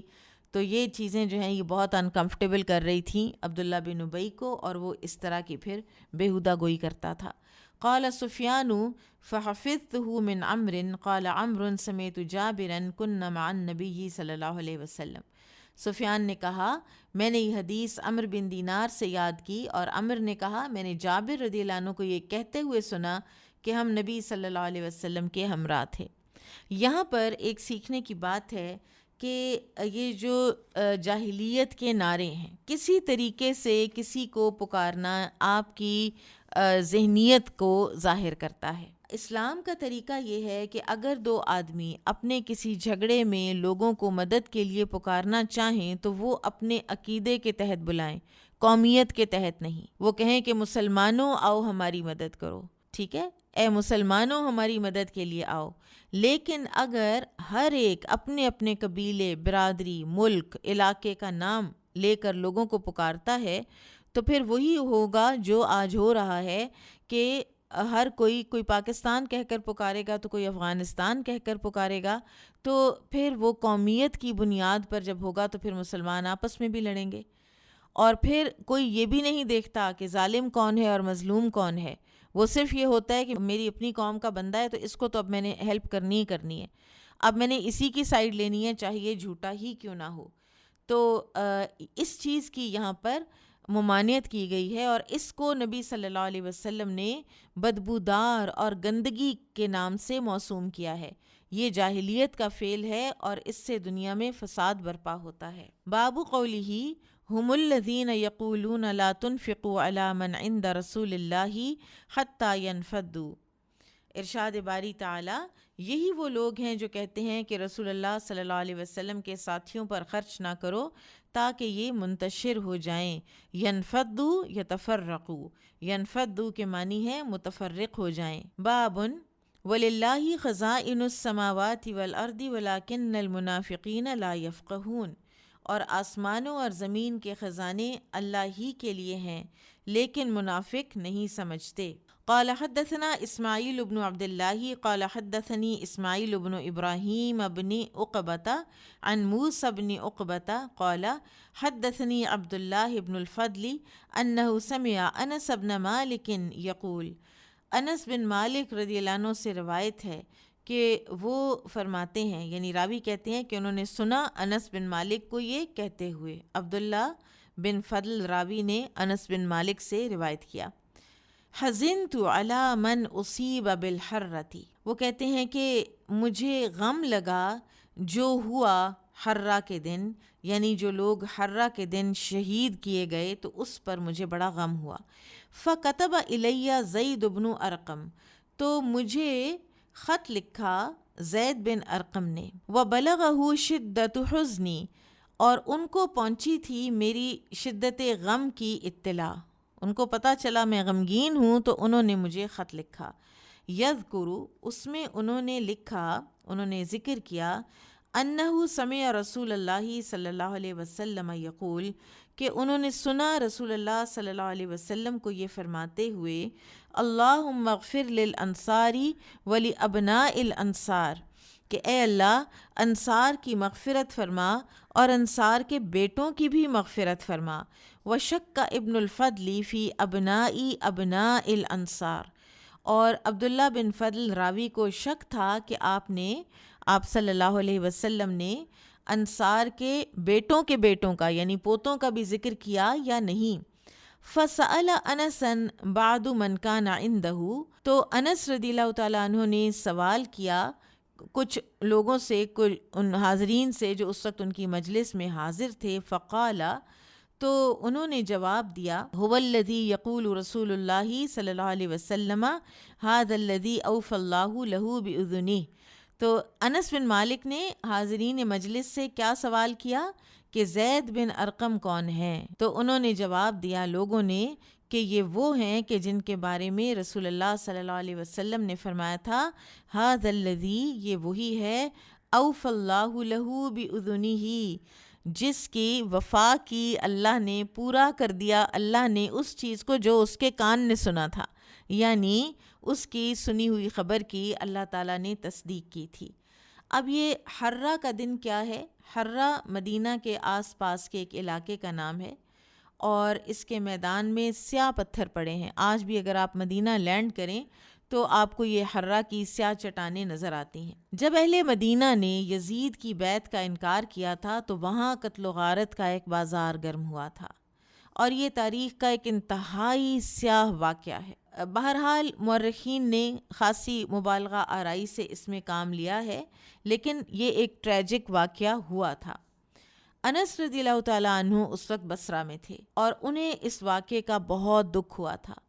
تو انہیں تسلی دینے کے لیے زید بن ارقم رضی اللہ عنہ نے کوفہ سے خط لکھا، جس کا خلاصہ یہ تھا کہ جو لوگ اللہ کی طرف سے مغفرت یافتہ ہیں ان پر زیادہ غم نہیں کرنا چاہیے، یعنی کہ میں نے رسول اللہ صلی اللہ علیہ وسلم کو یہ فرماتے سنا ہے کہ اللہم اغفر للانصار ولابناء الانصار، تو آپ ان کے اوپر جو بیتی ہے تو اس پر بہت غم نہ کریں، اتنے نہ پریشان ہوں آپ۔ تو اس سے پتہ چلتا ہے کہ کوئی انسان بہت غمگین ہو رہا ہو کسی واقعے پر تو اس کے غم کو ہلکا کرنا چاہیے، کوئی اگزامپل دے کے، کوئی اس کو پازیٹیو اس کی سوچ کی طرف اس کو لے کے آنا چاہیے۔ تو اس حدیث کو امام بخاری نے اس لیے ذکر کیا ہے کہ اس کے آخر میں منافقین اور یہ جو مذکورہ آیت ہے اس کے نزول کے واقعے کی طرف بھی اشارہ ہے، اور زید بن ارقم سے مروی جو واقعہ ہے وہ پچھلے صفحات پر بڑی تفصیل سے آ چکا، ہم وہی حدیث بار بار پڑھ رہے ہیں۔ بابن یقولون لئن رجعنا الی المدینۃ لیخرجن الاعز منها الاذل، الآیہ۔ ارشاد باری تعالی، وہ منافق کہتے ہیں یقیناً اگر ہم مدینہ واپس گئے تو وہاں کا عزیز تر آدمی ذلیل تر کو باہر نکال دے گا۔ قال حدثنا الحمیدی قال حدثنا سفیان قال حفظناه من عمرو بن دینار قال سمعت جابر بن عبداللہ رضی اللہ عنہما یقول، جابر بن عبداللہ رضی اللہ عنہما سے روایت ہے، انہوں نے کہا کننا فی غزاتن، ہم کسی غزوہ میں تھے، فکسع رجل من المہاجرین رجلا من الانصار، تو لات ماری، یہ بیک پہ جو لات مارنا ہے اس کو کسع کے لفظ سے یاد کیا جاتا ہے، کسع کہا جاتا ہے، تو اس نے لات ماری مہاجرین کے ایک آدمی نے انصار کے ایک آدمی کو، فقال الانصاری یولا للانصار وقال المہاجری یولا للمہاجرین، تو انصاری نے کہا اے انصاریو، وقال المہاجری، اور مہاجر نے کہا یا للمہاجرین، اے مہاجرو، فسمعہ اللہ رسولہ صلی اللہ علیہ وسلم، تو اللہ تعالیٰ نے یہ آواز رسول اللہ صلی اللہ علیہ وسلم کو سنوا دی۔ قال ما ھذا، تو آپ نے فرمایا یہ کیسی آواز ہے؟ فقالوا، تو لوگوں نے بتایا، کسع رجل من المہاجرین رجلا من الانصار فقال الانصاری یا للانصار وقال المہاجری یا للمہاجرین، کہ لوگوں نے بتایا کہ ایک مہاجر نے ایک انصاری کی پیٹھ پر لات ماری ہے، تو انصاری نے کہا کہ اے انصار میری مدد کے لیے دوڑو، اور مہاجر نے کہا اے مہاجرو میری مدد کے لیے آؤ۔ فقال النبی صلی اللہ علیہ وسلم، تو نبی صلی اللہ علیہ وسلم نے فرمایا دعوہا، چھوڑ دو اس بات کو، فإنہا منتنۃ، یہ تو بدبودار نعرہ ہے۔ قال جابر، تو جابر رضی اللہ عنہ فرماتے ہیں وَكَانَتِ الْأَنصَارُ حِينَ قَدِمَ النَّبِيُّ صلی اللہ علیہ وسلم اکثر، کہ جب نبی صلی اللہ علیہ وسلم مدینہ تشریف لائے تو انصار کی تعداد زیادہ تھی۔ ثم کثر المہاجرون بعد، پھر اس کے بعد مہاجرین زیادہ ہو گئے تعداد میں۔ فقال عبداللہ بن ابی او قد فعلوا، تو عبداللہ بن ابی نے کہا انہوں نے ایسا کیا ہے، یعنی ایک انصاری کو مار پڑی ہے ایک مہاجر سے، تو اس کی یہ تھا کہ میں انصاری کی سائیڈ لوں گا، اس کو مسلمان ہی کا نہیں تھا اس وقت، کہ میں مدینہ والے انصاری کی میں سائیڈ لوں گا اور مہاجر کی نہیں لوں گا۔ واللہ لئن رجعنا الی المدینۃ لیخرجن الاعز منها الاذل، اور وہ اپنے آپ کو عزت والا سمجھتا تھا اور کہنے لگا کہ اگر ہم مدینہ واپس گئے تو عزت والا ذلیل تر کو باہر نکال دے گا۔ فقال عمر بن الخطاب رضی اللہ عنہ، تو عمر بن خطاب رضی اللہ عنہ نے عرض کی دانی یا رسول اللہ، مجھے چھوڑیے اے اللہ کے رسول، مجھے اجازت دیجیے اے اللہ کے رسول۔ اضرب عنق ھذا المنافق، میں گردن ماروں، میں گردن اڑا دوں اس منافق کی۔ قال النبی صلی اللہ علیہ وسلم دعہ، نبی صلی اللہ علیہ وسلم نے فرمایا چھوڑ دو اسے۔ لا يتحدث الناس ان محمدا یقتل اصحابہ، کہ لوگ یہ چرچا نہ کریں کہ محمد صلی اللہ علیہ وسلم نے اپنے ساتھیوں کو ہی قتل کرنا شروع کر دیا ہے۔ اب امام بخاری نے سورہ منافقون پر 8 ترجمۃ الباب، 8 عنوان قائم کیے ہیں، اور ہر عنوان کے تحت اسی واقعے کو مختلف انداز سے بیان کیا ہے، اور مقصد یہ ہے کہ ان تمام آیات کا شان نزول ایک ہی واقعہ ہے، لیکن اس واقعے کی مناسبت سے 2 باتوں کی وضاحت ضروری ہے۔ پہلی بات یہ کہ ایک شخص کی بری بات دوسرے شخص تک پہنچانا اگر دینی مصلحت کے تحت ہو تو یہ غیبت یا چغلی نہیں ہے۔ شریعت نے جس چغل خوری کو حرام کیا ہے وہ ہے کہ جب لوگوں کی آپس میں فساد اور لڑائی کی نیت ہو۔ اور دوسری بات یہ ہے کہ جو طرز عمل عبداللہ بن ابی نے اختیار کر رکھا تھا، اگر کوئی شخص مسلم معاشرے میں رہتے ہوئے اسی طرح کا رویہ اختیار کرے تو واقعی پھر وہ قابل گرفت ہے، لیکن اس قسم کے فیصلے سے پہلے دیکھ لینا چاہیے کہ اس قسم کا قتل کسی بہت بڑے فتنے کا باعث تو نہیں بنے گا۔ تو نبی صلی اللہ علیہ وسلم نے ایک بڑے فتنے سے مسلمانوں کو بچانے کے لیے اس وقت اس کے لیے وہ رویہ اختیار رکھا جس کا یہاں ذکر ہے کہ لوگ کہیں گے کہ محمد صلی اللہ علیہ وسلم نے اپنے ساتھیوں کو ہی قتل کرنا شروع کر دیا ہے، اور اس کا نتیجہ یہ نکلا کہ 2-3 سال کے اندر ان منافقین کا زور ہمیشہ کے لیے ٹوٹ گیا، بلکہ بچہ بچہ ان سے نفرت کرنے لگ گیا۔ اور اگر اس موقع پر نبی صلی اللہ علیہ وسلم اس کو قتل کروا دیتے تو بہت سے مخلص مسلمانوں کے ذہن میں بھی جانا تھا کہ ایک بات ہی تو کی تھی اس نے، کیا ضرورت تھی قتل کروانے کی، اتنا ہمارا خزرج کا سردار، تو یہ ہو سکتا تھا۔ تو لہٰذا یہ ایک بہت بڑی اس میں سبق ہے کہ ہر وقت ایک ہی قانون اور ایک ہی لاٹھی سے آپ ہر کسی کو نہیں ہانک سکتے، آپ نے دور رس نتائج دیکھنے ہوتے ہیں۔ لیڈر ہوتا ہی وہ ہے کہ جو اتنا ویژنری ہو کہ وہ یہ دیکھ لے کہ مجھے اس فیصلے کا اس وقت گو کہ یہ فیصلہ یہ گو کہ اس قانون کو لاگو کرنا اس وقت بہت یعنی جسٹیفائیڈ ہے، لیکن اس کے باوجود اس کو ذرا کسی اور طرف ڈائریکٹ کرنا یا چینلائز کرنا کہ اس کے نتائج جو ہیں وہ اتنے نیگیٹو نہ برآمد ہوں، یہ بہت بڑی ایک لیڈرشپ کوالٹی ہے۔ جو کہ ہمیں رسول اللہ صلی اللہ علیہ وسلم کے زندگی میں بار بار نظر آتی ہے۔ سورۃ التغابن، التغابن قیامت کے دن کا ایک نام ہے، ذالک یوم التغابن، یہ ہے غبن کا دن۔ وقال علقمۃ عن عبد اللہ ومن یؤمن باللہ یہدی قلبہ، علقمہ نے عبداللہ بن مسعود رضی اللہ عنہ سے اس آیت کی تفسیر کے متعلق بیان کیا ہے، وَمَن يُؤْمِن بِاللَّهِ يَهْدِ قَلْبَهُ، کہ جو اللہ پر ایمان لاتا ہے اللہ اس کے دل کو ہدایت بخش دیتے ہیں۔ هُوَ الَّذِي إِذَا أَصَابَتْهُ مُصِيبَةٌ رَضِيَ بِهَا وَعَرَفَ أَنَّهَا مِنَ اللَّهِ، کہ اس سے مراد وہ شخص ہے کہ اگر اس پر کوئی مصیبت آ پڑے تو وہ اس پر بھی راضی رہتا ہے اور یہ سمجھتا ہے کہ یہ اللہ ہی کی طرف سے ہے۔ جو مصیبت کے وقت کھڑا رہے نا اس بات کے اوپر کہ یہ اللہ کی طرف سے ہے اور یہ میرے لیے یہی مقدر تھا اور اس کی رضا میں راضی رہے، تو اس کا مطلب ہے کہ اس کا دل ہدایت پر ہے۔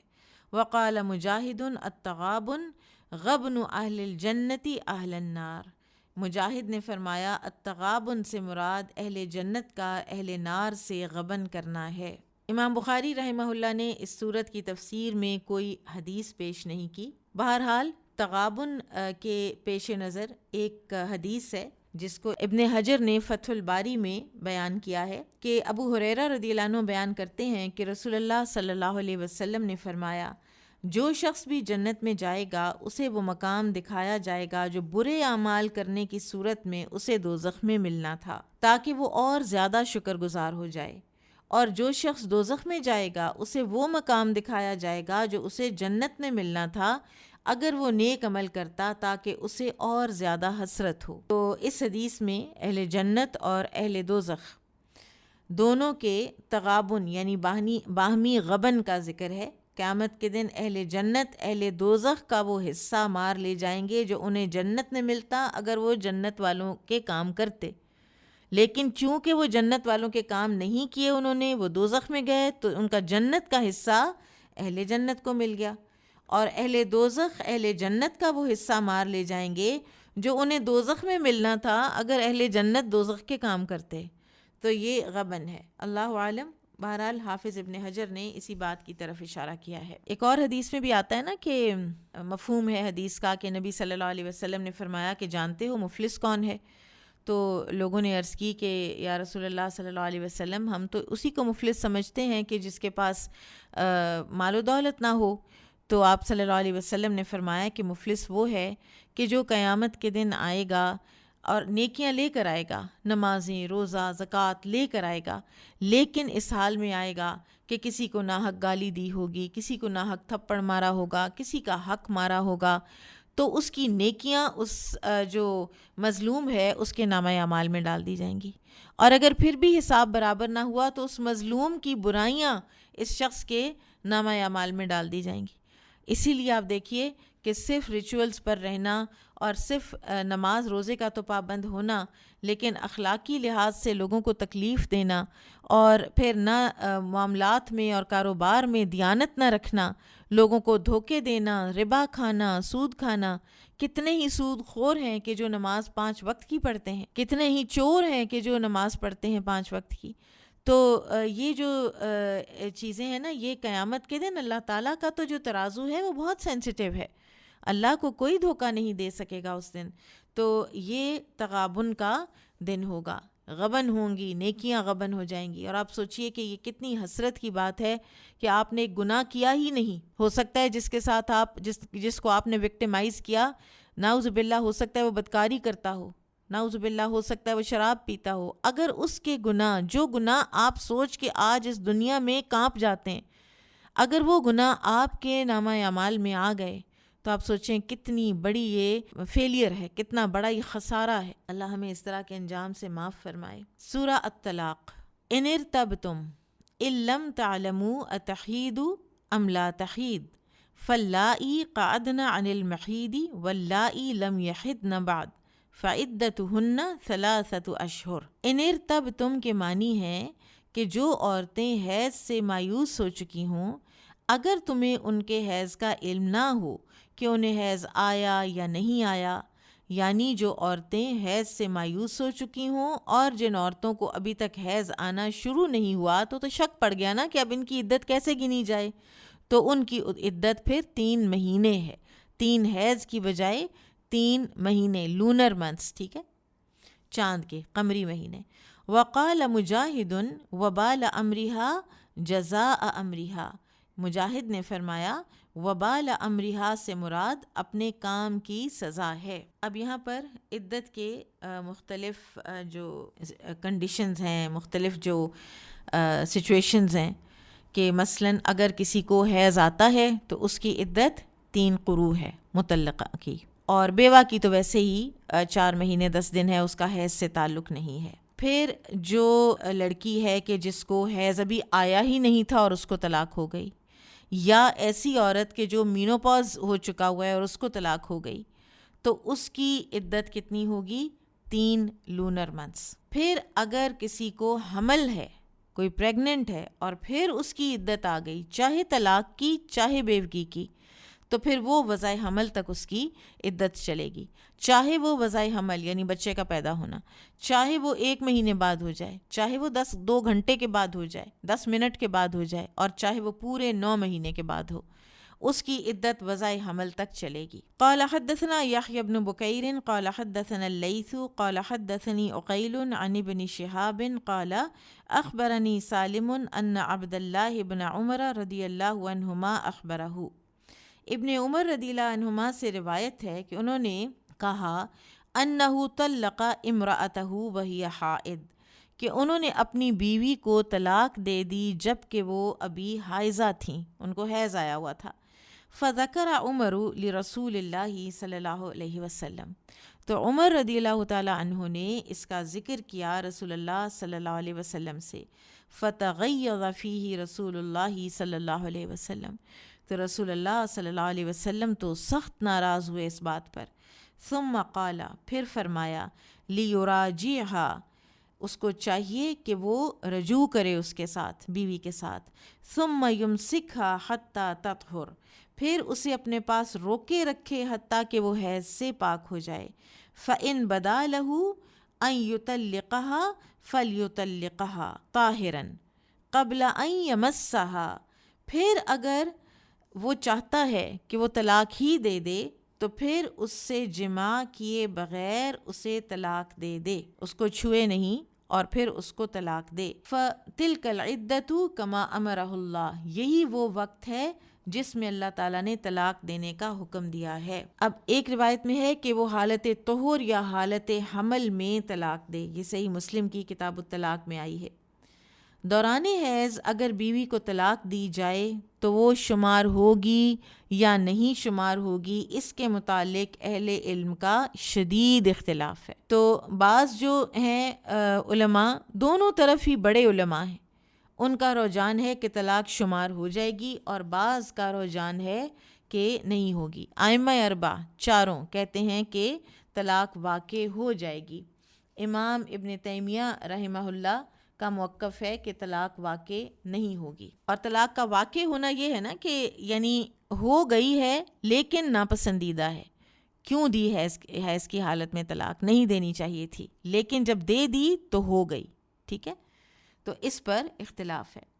امام بخاری رحمہ اللہ نے جو یہاں عنوان قائم کیا ہے، اذا طلقت الحائض تعتد بذلك الطلاق، یہ عنوان قائم کیا ہے امام بخاری نے کتاب الطلاق میں، جو ہم انشاءاللہ پڑھیں گے لیٹر آن انشاءاللہ اللہ کی توفیق سے، کہ جب حائضہ عورت کو طلاق دی جائے تو وہ اس طلاق کی وجہ سے عدت گزارے گی۔ تو لہٰذا اس سے کیا پتہ چلا کہ امام بخاری کا بھی یہ رجحان ہے کہ طلاق ہو جاتی ہے، عدت تو اس نے گزارنی ہے۔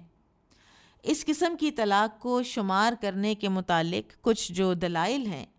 وہ مثلاً پہلی دلیل یہ دی جاتی ہے کہ ابن عمر رضی اللہ عنہما کو رسول اللہ صلی اللہ علیہ وسلم نے حکم دیا تھا کہ بیوی کے ساتھ رجوع کرو، تو رجوع تو تبھی ہوتا ہے نا کہ جب طلاق ہوئی ہو۔ اور دوسرے اسی حدیث کے مزید کچھ طرق ہیں کہ جن میں آتا ہے کہ رسول اللہ صلی اللہ علیہ وسلم نے فرمایا، تم نے جو طلاق دی ہے وہ ایک ہے، یعنی ایک طلاق ہو گئی ہے لیکن تمہیں حالت حیض میں طلاق دینی چاہیے نہیں تھی اور تم رجوع کرو اس کے ساتھ، اور طلاق دینی ہوئی تو جب وہ حیض سے پاک ہوئی تو اس کو چھوئے بغیر، اس کے ساتھ ریلیشن شپ قائم کیے بغیر پھر تم اس کو طلاق دو اس کے طہر کی حالت میں۔ بابن وَأُولَاتُ الْأَحْمَالِ أَجَلُهُنَّ أَن يَضَعْنَ حَمْلَهُنَّ وَمَن يَتَّقِ اللَّهَ يَجْعَل لَّهُ مِنْ أَمْرِهِ يُسْرًا،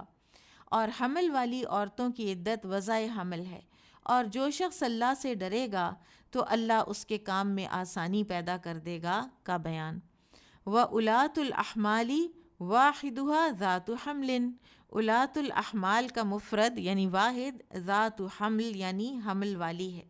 اب اس آیت میں حاملہ عورتوں کی عدت بیان کی گئی ہے، چاہے وہ طلاق یافتہ ہوں اور چاہے ان کے شوہر فوت ہوئے ہوں، دونوں صورتوں میں ان کی عدت وضع حمل ہے، یعنی بچے کا پیدا ہونا،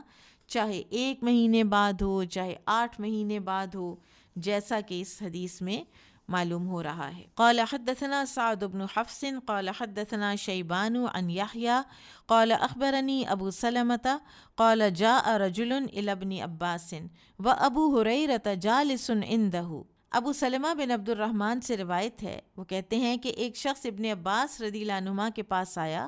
اور اس وقت ابو ہریرہ بھی ان کے پاس بیٹھے ہوئے تھے رضی اللہ عنہ۔ فقال، تو اس آنے والے نے پوچھا، افتنی فی امرأۃ، مجھے بتائیے، مجھے فتویٰ دیجئے ایک ایسی عورت کے بارے میں، ولدت بعد زوجہا، جس کے ہاں شوہر کی وفات کے بعد بچہ پیدا ہوا ہے، ب40 لیلۃ، 40 راتوں کے بعد، یعنی ابھی 1 مہینہ 10 دن ہوئے ہیں۔ فقال ابن عباس، تو ابن عباس نے کہا، آخر الاجلین، یعنی وہ کہتے تھے کہ اس کی عدت دونوں عدتوں میں سے دور تر یعنی طویل تر عدت ہے۔ اگر وضع حمل جو ہے وہ لمبا چلتا، 8 مہینے چلتا تو وہ عدت ہوتی، لیکن اگر 4 مہینے 10 دن جو ہیں ابھی ہوئے نہیں اور پہلے وضع حمل ہو گیا تو پھر وہ 4 مہینے 10 دن پورے کرے گی۔ یہ ابن عباس کا موقف تھا۔ قال ابو ہریرہ، تو ابو ہریرہ رضی اللہ عنہ نے کہا، انا مع ابن اخی، یعنی ابا سلمہ، کہ میں اپنے بھائی کے ساتھ ہوں، یعنی ابو سلمہ کے ساتھ، میں اپنے ابن اخی، میں اپنے بھتیجے ابا سلمہ کے ساتھ ہوں، یعنی میرا موقف ان کے ساتھ ہے۔ فارسل ابن عباس غلامہ قریبا الی ام سلمۃ یسألها، تو ابن عباس نے اپنے غلام قریب کو ام المؤمنین ام سلمہ رضی اللہ عنہا کی خدمت میں بھیجا کہ ان سے یہ مسئلہ دریافت کیا جائے۔ فقالت، تو انہوں نے کہا،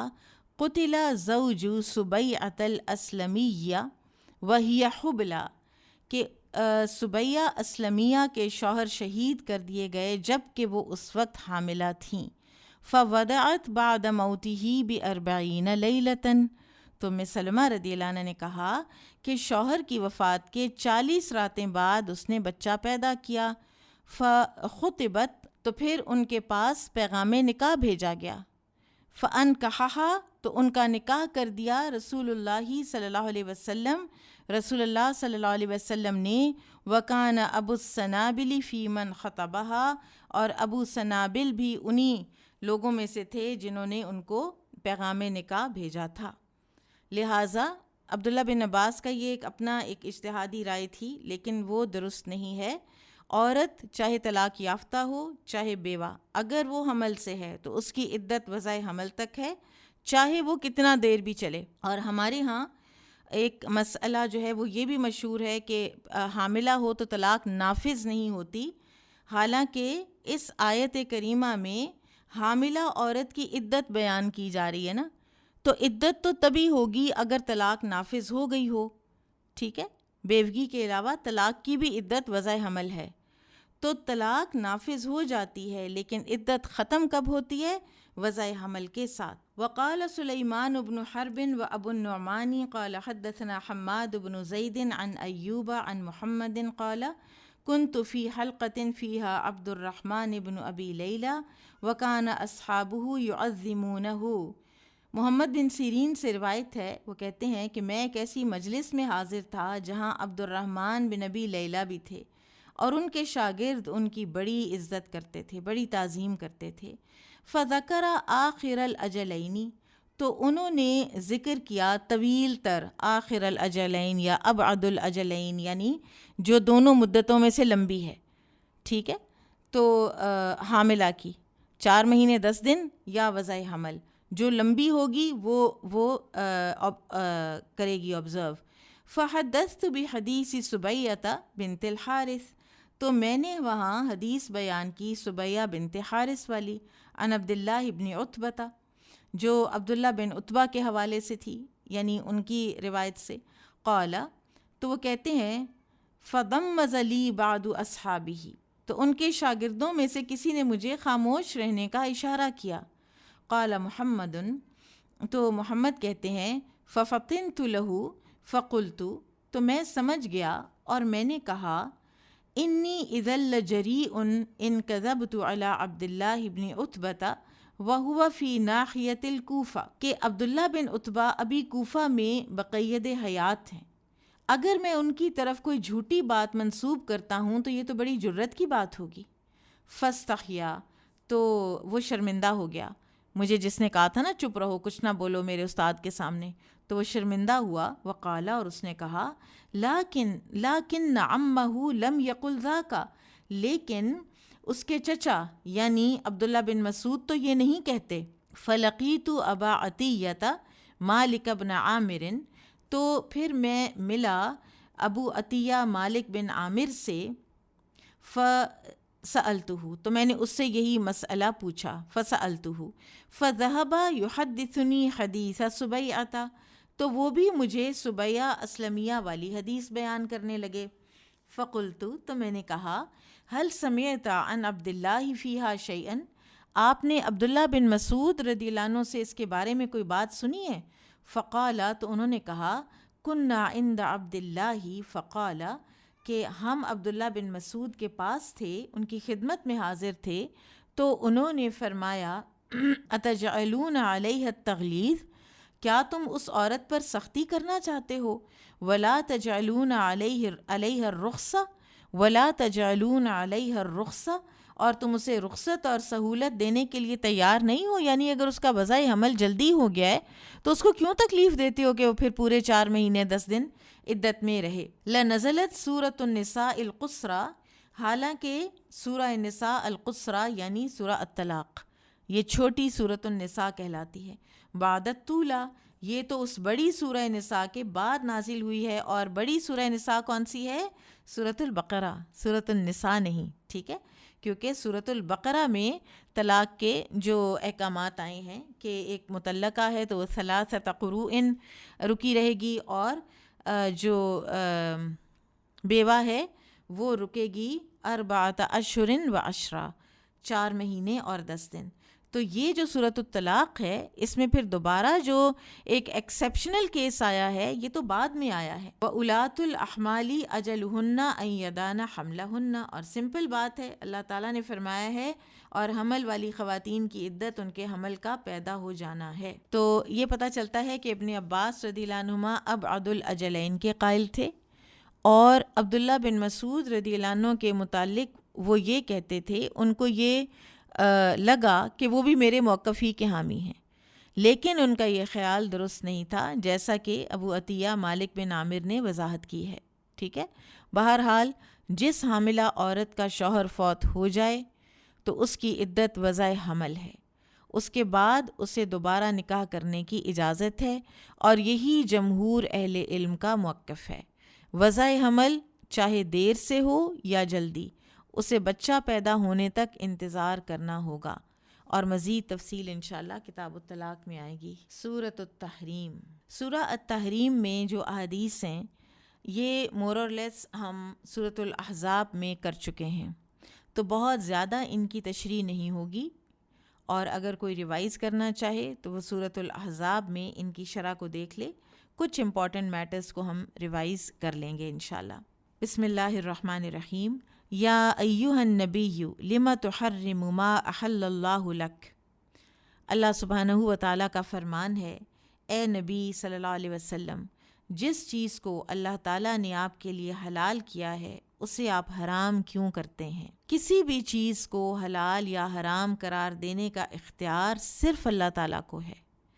نبی صلی اللہ علیہ وسلم کو صرف تب ہوگا اگر بذریعہ وحی اللہ سبحانہ وتعالیٰ آپ صلی اللہ علیہ وسلم کو کسی چیز کی حرمت کے بارے میں بتائیں گے۔ مثلاً جو گھریلو گدھا ہے اس کی حرمت آپ صلی اللہ علیہ وسلم نے بتائی ہے۔ اس کے علاوہ کوئی بھی چیز آپ صلی اللہ علیہ وسلم اپنی مرضی سے حلال یا حرام قرار نہیں دے سکتے۔ اور پھر یہ بھی پتہ چلے گا آپ کو کہ اگر کوئی شخص کسی حلال چیز کو اپنے اوپر حرام کر لیتا ہے تو اسے قسم کا کفارہ دے دینا چاہیے۔ قال حدثنا معاذ بن فضالة قال حدثنا هشام عن يحيى عن ابن حكيم عن سعيد بن جبير أن ابن عباس رضي الله عنهما قال في الحرام يكفر وقال ابن عباس لقد كان لكم في رسول الله أسوة حسنة۔ ابن عباس رضی اللہ عنہما سے روایت ہے، انہوں نے فرمایا اگر کسی نے اپنے اوپر کوئی حلال چیز حرام کر لی تو اس کا کفارہ دینا ہوگا۔ پھر انہوں نے یہ آیت تلاوت فرمائی کہ بے شک تمہارے لیے رسول اللہ صلی اللہ علیہ وسلم میں بہترین نمونہ ہے۔ اور واقعہ کیا ہے؟ آپ کو یاد آ گیا ہوگا کہ بعض ازواج مطہرات کو خوش کرنے کے لیے آپ صلی اللہ علیہ وسلم نے اپنے اوپر شہد کو حرام کر لیا تھا، جیسا کہ آگے حدیث آ رہی ہے۔ اور رسول اللہ صلی اللہ علیہ وسلم کا ایسا کرنا ہو سکتا تھا کہ امت اس چیز کو اپنے پر حرام کر لیتی، یا اس ایک حلال اور نفع بخش چیز کو کم از کم مکروہ ہی خیال کرنے لگ جاتی کہ اللہ کے رسول صلی اللہ علیہ وسلم نے قسم اٹھا لی تھی۔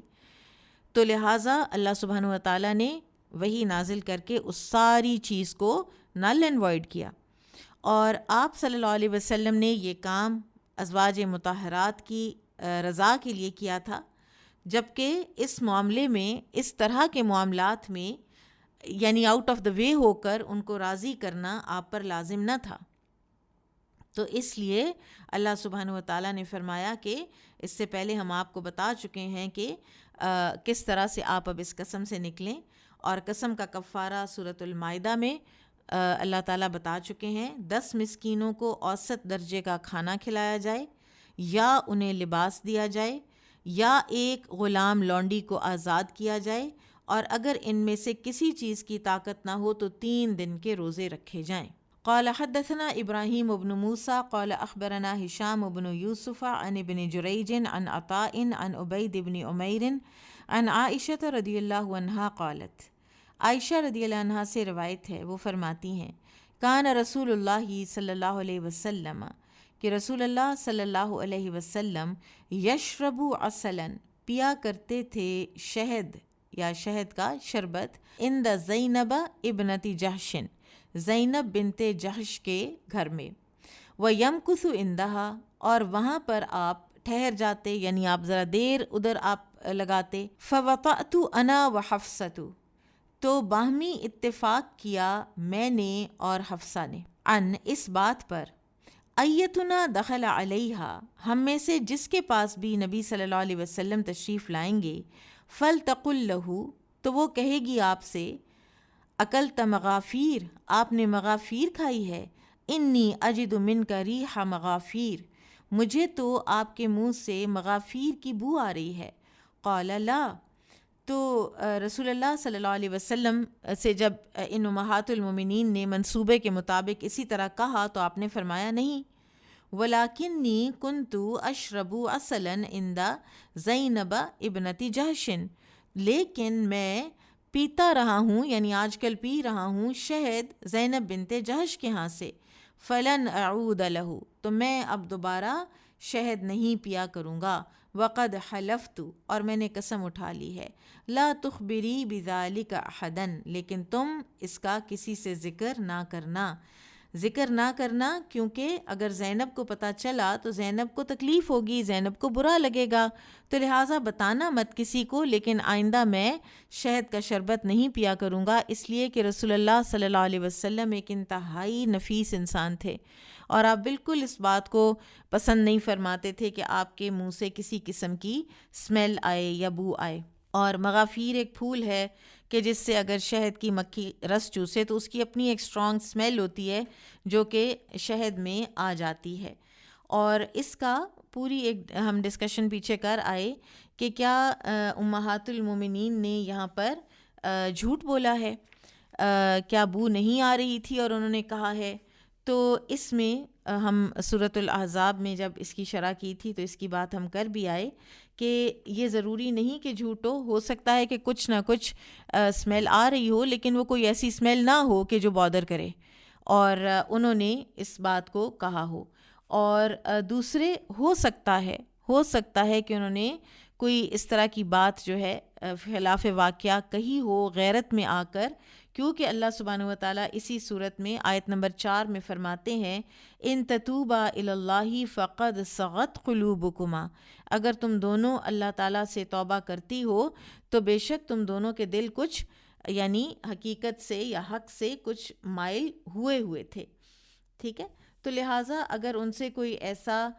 فعل واقع ہوا بھی ہے تو اللہ سبحانہ و تعالیٰ نے فوراً ان کے تأدیب کر دی، یہ آیات نازل کر دیں اور اللہ تعالیٰ نے ان کو معاف بھی کر دیا۔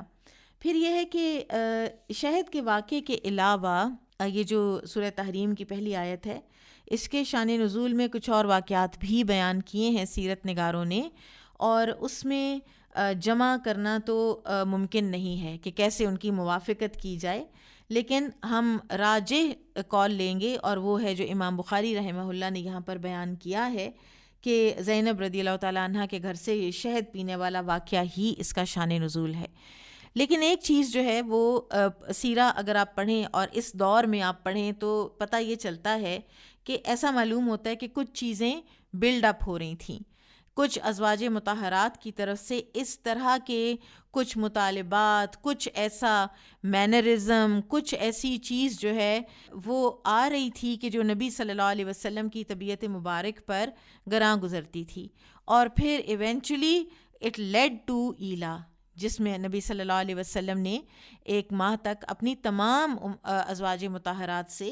آپ صلی اللہ علیہ وسلم نے سپریشن اختیار کی تھی۔ اور یہ جو 2 امہات المومنین ہیں جن کا ذکر آتا ہے یہ عائشہ رضی اللہ عنہا اور حفصہ رضی اللہ تعالی عنہا ہیں۔ باب تبتغی مرضات ازواجک قد فرض اللہ لکم تحلۃ ایمانکم واللہ مولاکم وہو العلیم الحکیم۔ آپ اپنی بیویوں کی خوشی چاہتے ہیں اور اللہ تعالیٰ نے تمہارے لیے تمہاری قسموں کا کفارہ مقرر کیا ہے، وہی تمہارا مولا ہے اور وہ بہت جاننے والا، بہت حکمت والا ہے۔ قال حدثنا عبد العزیز بن عبد اللہ قال حدثنا سلیمان بن بلال عن یحیی عن عبید بن حنین انہ سمع ابن عباس رضی اللہ عنہما یحدث انہ قال، ابن عباس رضی اللہ عنہما سے روایت ہے کہ انہوں نے کہا مکثت سنتاً، میں رکا رہا 1 سال، ارید ان اسأل، دل چاہتا تھا، ارادہ تھا کہ سوال کروں، عمر بن الخطاب عن آیہ، عمر بن خطاب رضی اللہ عنہ سے اس آیت کے بارے میں، فما استطیع، تو میرا حوصلہ نہیں پڑتا تھا، ان اسألہ، کہ میں ان سے سوال کروں، ہیبۃ لہ، ان کی ہیبت کی وجہ سے، ان کے روب کی وجہ سے جو مجھ پر تھا، حتی خرج حاجن، یہاں تک کہ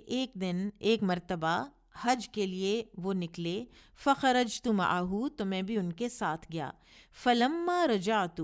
وکنا ببعد الطریق، اور واپسی کے وقت جب ہم راستے میں تھے، عدل الی الاراکی لحاجت لہ، تو آپ تشریف لے گئے ایک پیلو کے درخت کے پاس حاجت کے لیے، قال، وہ کہتے ہیں، فوقفت لہ، تو میں ٹھہرا رہا ان کے انتظار میں، حتی فرغ، یہاں تک کہ آپ فارغ ہوئے، ثم سرت معہ، پھر میں آپ کے ساتھ چلا،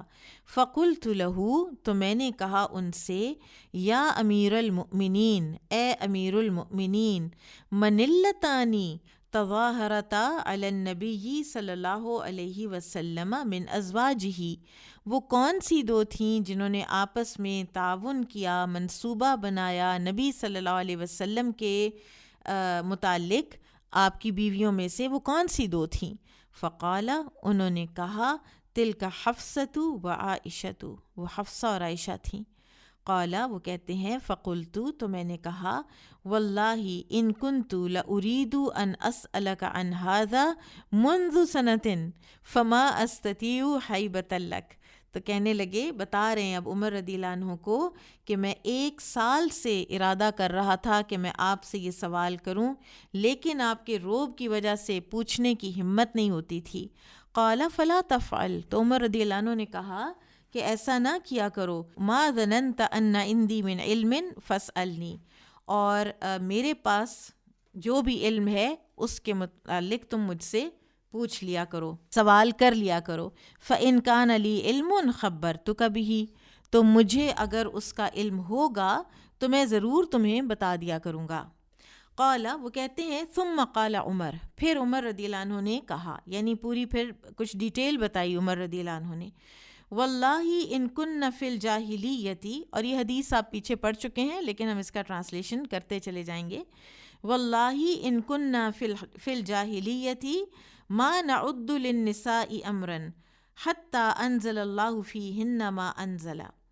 پھر عمر رضی اللہ عنہ نے فرمایا کہ اللہ کی قسم دور جاہلیت کے وقت ہماری نظر میں عورتوں کی کوئی حیثیت نہ تھی، حتیٰ کہ اللہ تعالیٰ نے ان کے متعلق وہ احکام نازل فرمائے جو نازل فرمائے. وَقَسَمَ لَهُنَّ مَا قَسَمَ، اور ان کے لیے حقوق مقرر کیے جو بھی حقوق مقرر کیے. قال تو کہتے ہیں فَبَيْنَ أَنَا فِي أَمْرٍ، کہ میں ایک دن یوں ہوا کہ کسی معاملے میں تھا، کسی سوچ بچار میں تھا. أَتَأَمُّرُهُ، کہ میں اس معاملے کو کیسے سر انجام دوں، یا کوئی بھی میٹر تھا جس کے بارے میں میں سوچ رہا تھا. اذ قالت امرأتی لو صنعت کذا و کذا، کہ میری بیوی بولی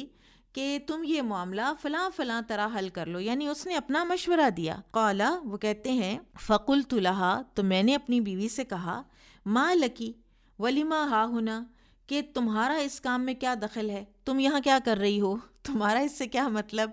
فی ما تکلفکی فی امر اریدہ، کہ یہ معاملہ مجھ سے متعلق ہے، تمہیں دخل اندازی کرنے کی کوئی ضرورت نہیں. ما تریدو تو فقالت لی، تو وہ بولی مجھ سے میری بیوی، عجب لک یا ابن الخطاب، کمال ہے اے ابن خطاب، مجھے تو حیرت ہوئی ہے تمہاری اس بات پر اے ابن خطاب. ما ترید ان تراجع انت، کہ تم اپنی باتوں کا جواب برداشت نہیں کرتے. وَإِنَّ ابْنَتَكَ، اور بے شک جب کہ تمہاری بیٹی لَتُرَاجِعُ رسول اللہ صلی اللہ علیہ وسلم، وہ تو رسول اللہ صلی اللہ علیہ وسلم کو بھی جواب دے لیتی ہیں. حَتَّى يَظَلَّ يَوْمَهُ غَضْبَانٍ، یہاں تک کہ سارا سارا دن وہ اس سے ناراض رہتے ہیں. فقام عمر، تو یہ سن کر عمر کھڑا ہو گیا، خود بتا رہے ہیں. فأخذ رداءه مکانہ، اور اپنی چادر اوڑھی. حتی دخل علی حفصۃ، اور حفصہ کے گھر پہنچا. فقال لها، تو کہا حفصہ سے، یا بنیۃ، اے میری بیٹی، انکی لتراجعین رسول اللہ صلی اللہ علیہ وسلم حتی یظل یومہ غضبان، کہ کیا تم رسول اللہ صلی اللہ علیہ وسلم سے تکرار کرتی ہو یہاں تک کہ وہ سارا سارا دن تم سے ناراض رہتے ہیں. فقالت حفصۃ، تو حفصہ نے کہا رضی اللہ عنہا، واللہ انا لنراجعہ، کہ ہاں اللہ کی قسم بعض اوقات ہم تکرار کر لیتی ہیں نبی صلی اللہ علیہ وسلم کے ساتھ. فقلت، تو میں نے کہا، تعلمین انی احذرکی عقوبۃ اللہ وغضب رسولہ، میں نے کہا تمہیں معلوم ہونا چاہیے کہ میں تمہیں اللہ اور اس کے رسول کی ناراضگی سے خبردار کرتا ہوں. یا بنیہ، اے بیٹی، لا یغرنکی ہذہ التی اعجبہا حسنہا حب رسول اللہ صلی اللہ علیہ وسلم ایہا یرید عائشہ، اے بیٹی تم اس عورت کی وجہ سے دھوکے میں نہ آ جانا جسے اپنے حسن پر بڑا ناز ہے اور رسول اللہ صلی اللہ علیہ وسلم کو بھی وہ پیاری ہے، یعنی she can get away with things that you cannot. تو وہ وارن کر رہے ہیں اپنی بیٹی کو، تو ان کا اشارہ سیدہ عائشہ رضی اللہ تعالی عنہا کی طرف تھا. قالا، پھر کہتے ہیں ثم خرجت، پھر میں نکلا وہاں سے. اب یہ سنا رہے ہیں نا بات. حتی دخلت علی ام سلمۃ، پھر میں یہاں تک کہ ام سلمہ ام المومنین رضی اللہ عنہا کے پاس آیا. لقرابتی منہا، کہ وہ میری رشتہ دار بھی تھیں۔ فَكَلَّمْتُهَا، تو میں نے اس معاملے میں ان سے بات کی کہ تم لوگ نبی صلی اللہ علیہ وسلم سے واپسی باتیں کرتی ہو۔ فَقَالَتْ أُمُّ سَلَمَةَ، تو سلمہ نے کہا عجبا لک یا ابن الخطاب، اب دوسری دفعہ یہ بات سن رہے ہیں، پہلے اپنی بیوی کے منہ سے، اب سیدہ سلمہ رضی اللہ عنہا کی زبان مبارک سے کہ اے ابن خطاب تم عجیب آدمی ہو، دخلت فی کل شیء، ہر چیز میں تم دخل اندازی کرتے ہو، حتی تبتغی ان تدخل بین رسول اللہ صلی اللہ علیہ وسلم ازواجہ، یہاں تک کہ تم رسول اللہ اور ان کی ازواج مطہرات کے متعلق بھی دخل دینے چلے ہو۔ فاخذتنی واللہ اخذا کسرتنی عن بعد ما کنت اجد، تو اللہ کی قسم ان کی اس بات نے میری ہمت پست کر دی۔ فخرجت من عندها، تو میں ان کے پاس سے نکل آیا۔ وکان لی صاحب من الانصار، اور میرا ایک انصاری دوست تھا۔ اذا غبت اتانی بالخبری، جب میں رسول اللہ صلی اللہ علیہ وسلم کی مجلس میں حاضر نہیں ہوتا تھا تو وہ مجھے آ کے بتاتا ساری باتیں۔ وَإِذَا غَابَ كُنْتُ أَنَا آتِيهِ بِالْخَبَرِ، اور جب وہ نہیں آتا تھا یعنی اپنی کسی ضرورت معاش کی وجہ سے، تو میں اس کو اس دن کی خبر دیتا تھا کہ آج نبی صلی اللہ علیہ وسلم کی مجلس میں کیا ہوا۔ وَنَحْنُ نَتَخَوَّفُ مَلِكًا مِّن مُلُوكِ غَسَّانَ، اور ان دنوں ہم رہتے تھے چوکنے اور ہمیں اندیشہ تھا کہ غسان کا بادشاہ جو ہے وہ ہم پر حملہ کرے گا۔ ذکر لنا انہ یرید ان یسیر الینا، اور ہمیں یہ بھی بتایا گیا تھا کہ وہ ہماری طرف نکلنے کے ارادے کر رہا ہے اور نکل رہا ہے۔ فقد امتلأت صدورنا منہ، تو ہمارے دل جو ہیں وہ ہر وقت اسی خوف سے ہمارے سینے بھرے ہوتے تھے، ہمیں ہر وقت ہم الرٹ رہتے تھے کہ غسانی نہ چڑھائیں۔ فَإِذَا صَاحِبُ الْأَنصَارِيُّ يَدُقُّ الْبَابَ، کہ اچانک ایک دن انصاری دوست نے دروازہ زور زور سے کھٹکھٹایا۔ فقال، اور کہا افتح افتح، کھولو دروازہ کھولو دروازہ۔ فقلت، تو میں نے کہا، یعنی پہلا خیال جو آیا، جاء الغسانی، کیا غسانی چڑھائے؟ فقال، اس نے کہا بل اشد من ذلک، اس سے بھی بڑا کام ہو گیا ہے۔ اعتزل رسول اللہ صلی اللہ علیہ وسلم ازواجہ، رسول اللہ صلی اللہ علیہ وسلم نے اپنی ازواج مطہرات سے علیحدگی اختیار کر لی ہے۔ فقلت، تو میں نے کہا رغم انف حفصہ و عائشہ، میں نے کہا ہلاک ہو گئیں یا ناک خاک آلود ہوئی حفصہ اور عائشہ کی، یعنی اب ان کا کیا بنے گا جن سے نبی صلی اللہ علیہ وسلم ناراض ہو گئے۔ فأخذت ثوبی فأخرج حتی جئت، تو میں نے اپنی چادر لی، اپنے کپڑے پہنے اور میں نکلا یہاں تک کہ میں آیا۔ فإذا رسول اللہ صلی اللہ علیہ وسلم فی مشربۃ، تو رسول اللہ صلی اللہ علیہ وسلم ایک بالا خانے میں تھے، لہو جو ان کا تھا، یرقى علیہا بعجلۃ، جس پر آپ سیڑھی سے چڑھا کرتے تھے۔ وغلام لرسول اللہ صلی اللہ علیہ وسلم اسود علی رأس الدرجۃ، کہ رسول اللہ صلی اللہ علیہ وسلم کا ایک حبشی غلام سیڑھی کے کنارے پر موجود تھا۔ فقلت له، تو میں نے کہا اس سے، قل، کہو، یعنی اندر جا کے بتاؤ، ھذا عمر بن الخطاب، کہ یہ عمر بن خطاب ہیں، فأذن لی، تو میرے لیے یعنی وہ اجازت مانگتے ہیں، تو میرے لیے اجازت لے کر آؤ، مجھے اجازت لے دو۔ قال عمر، تو عمر کہتے ہیں، فقصصت علی رسول اللہ صلی اللہ علیہ وسلم ھذا الحدیث، تو آپ صلی اللہ علیہ وسلم نے اجازت دے دی، اور وہ پیچھے ہم پڑھ آئے ہیں کہ اجازت آپ کو تیسری بار ملی تھی، فوراً اجازت نہیں مل گئی تھی۔ تو رسول اللہ صلی اللہ علیہ وسلم کے سامنے میں نے یہ سارا معاملہ پیش کیا، یعنی یہ حفصہ رضی اللہ تعالیٰ عنہ والا، پھر سلمہ رضی اللہ عنہ کے پاس جانے والا۔ تو کہتے ہیں فلما بلغت حدیث سلمہ، تو جب میں سلمہ کی گفتگو تک پہنچا رضی اللہ عنہ، تبسم رسول اللہ صلی اللہ علیہ وسلم، تو آپ صلی اللہ علیہ وسلم مسکرانے لگے کہ کیسا جواب دیا ہے سلمہ رضی اللہ عنہ نے۔ وَإِنَّهُ لَعَلَى حَصِيرٍ مَا بَيْنَهُ وَبَيْنَهُ شَيْءٌ، اور اس وقت آپ کھجور کی ایک چٹائی پر تشریف رکھتے تھے، آپ کے جسم مبارک اور چٹائی کے درمیان کوئی اور چیز نہ تھی۔ وَتَحْتَ رَأْسِهِ وِسَادَةٌ مِّنْ عَدَمٍ حَشْوُهَا لِيفٌ، آپ کے سر کے نیچے ایک چمڑے کا تکیہ تھا جس میں کھجور کی چھال بھری ہوئی تھی۔ وَإِنَّ عِنْدَ رِجْلَيْهِ قَرَضًا مَسْبُورًا، اور آپ کے پاؤں کی طرف کیکر کے پتوں کا ڈھیر تھا، وَعِنْدَ رَأْسِهِ أَهْبٌ مُعَلَّقَةٌ، اور آپ کے سر کی طرف ایک مشکیزہ لٹک رہا تھا، فَرَأَيْتُ أَثَرَ الْحَصِيرِ فِي جَنْبِهِ، تو میں نے جب آپ کے پہلو پر چٹائی کے نشانات دیکھے، فَبَكَيْتُ، تو میں آپ دیدہ ہو گیا، میں رو دیا، فقالا، تو آپ نے فرمایا، ما یبکیکا، کس چیز نے تمہیں رلایا، کس بات پہ رو رہے ہو؟ فقلت، تو میں نے کہا، یا رسول اللہ، اے اللہ کے رسول، ان کسریٰ و قیصر فی ما ہما فیہ، کیسر و کسریٰ تو کس طرح سے رہ رہے ہیں، دنیا کی تمام سہولیات ان کو میسر ہیں، وانت رسول اللہ، اور آپ اللہ کے رسول ہیں صلی اللہ علیہ وسلم۔ فقالا، تو آپ نے فرمایا، اما ترضیٰ ان تکون لہم الدنیا ولنا الآخرہ، کیا تم اس بات پر راضی نہیں ہو کہ ان کے حصے میں دنیا ہے اور ہمارے حصے میں آخرت ہے؟ اب اس حدیث سے ہمیں بہت سی باتیں پتہ چلتی ہیں کہ رسول اللہ صلی اللہ علیہ وسلم نہایت نرم مزاج اور حوصلہ مند تھے، اور اس ساری چیز کے باوجود بھی یہ کچھ باتیں ایسی تھیں کہ نبی صلی اللہ علیہ وسلم نے ایک تادیبی جو ایک کارروائی ہے وہ کی ازواج مطہرات کے لیے، اور یعنی بلڈ اپ ہوتے ہوتے کچھ واقعات اس حد تک پہنچ گئے کہ آپ صلی اللہ علیہ وسلم نے